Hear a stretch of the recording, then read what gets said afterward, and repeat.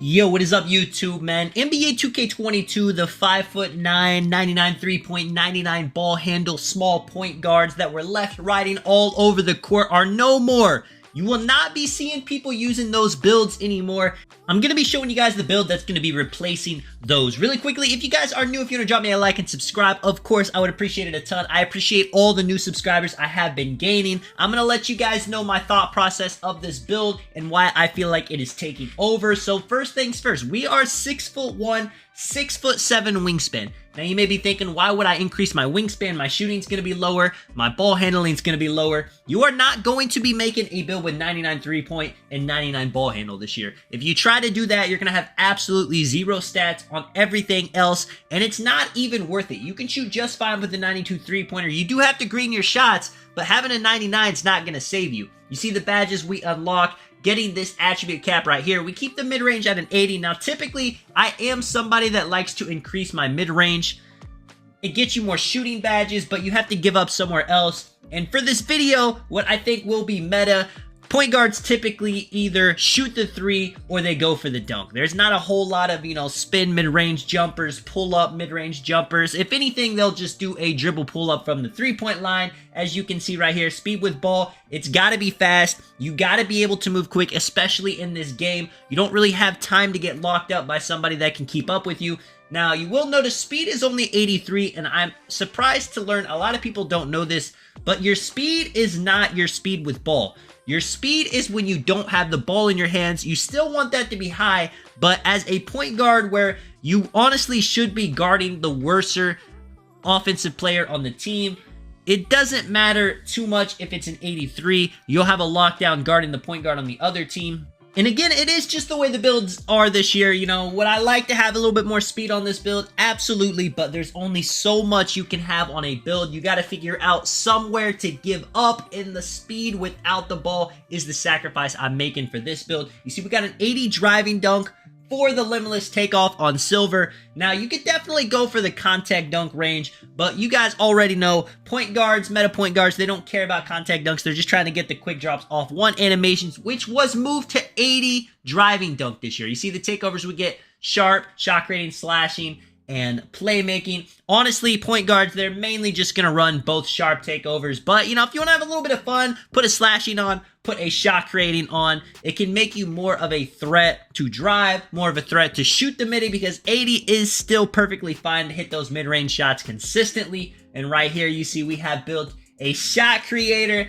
Now, obviously, the one weakness about this build is you're not going to be able to rebound your defense playing against somebody who's 6'9", 6'10". I mean, it's pretty much going to be non-existent. The steal, the perimeter defense, that gives you enough to survive. But having a build like this where you're a great dribbler, a great shooter, and a great dunker, you can only ask for so much on the defensive end. Of course, you're not going to be able to afford defensive rebound block on this build. With the finishing badges, not a whole lot of important ones, really. I mean, Slithery, Posterizer, Limitless Takeoff Silver is the #1 badge you have to have on. Everything else is a little bit extra. Things like Acrobat, Fearless Finisher, but layups do go in at a much higher rate this year. So if you can find the perfect combination of badges to help boost those layups that you take, if you can actually get good with the Euro steps, with the hop steps, you can actually be a threat with them. When it comes to the shooting, there are so many important badges a point guard really needs to have. You only get so many shooting badges to work with those, so you gotta budget it out. Of course, things like Claymore,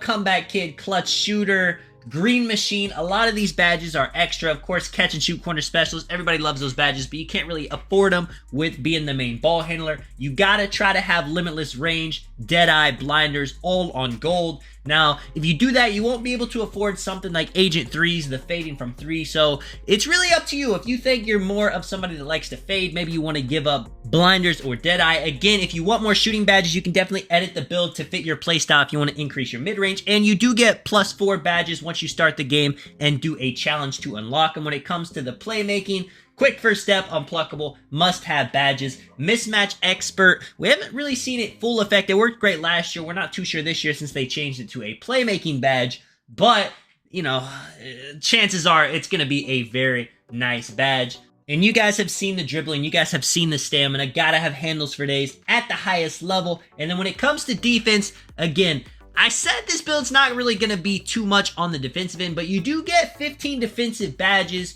You can get a lot of big bronze badges like interceptor, glove, clamps. If you are guarding the corner with this build, putting out box out wall actually can help out your team quite a bit. If you can just get the box on the corner guy so he can't actually crash in and you're big, or the other person on your team can actually secure the ball. There are a lot of little things you can do on a build like this that go a long way on the defensive end.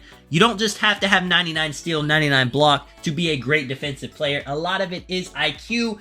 And again, you are 6'1". That does give you a little bit of a chance. We're so used to the point guards being 5'8", 5'9", 5'10", that last year, no matter how good of defense they played, if they jumped at somebody, they really weren't doing too much, especially too since they had the minimum wingspan. This build has a 6'7" wingspan. It might actually surprise you on the defensive end. I showed you guys some clips of this build shooting, of this build dunking, you know, nothing special. In case no one told you in this game, people are acting like it is impossible to shoot. It's not impossible to shoot. It's just impossible to hit those slightly late, slightly early whites that everyone was hitting consistently last year. You do really have to learn your jump shot. You have to green. But once you do, I mean, look at this. Having a 92 three-pointer is going to be absolutely perfect. You're never going to miss if you can hit that green window every single time, man. Let me know what you guys think about the build, what you guys make for your point guard. I know a lot of people, you know, they're not even going to make these small point guards anymore. They're going to make the 6'10" point forwards. I could definitely see them that competing with the meta with this build. But if you want a point guard that can handle the ball and shoot, and even throw in some dunking, this is going to be a perfect build for you. This is Tonic Man. I will catch you guys in the next one. I'm out. Peace.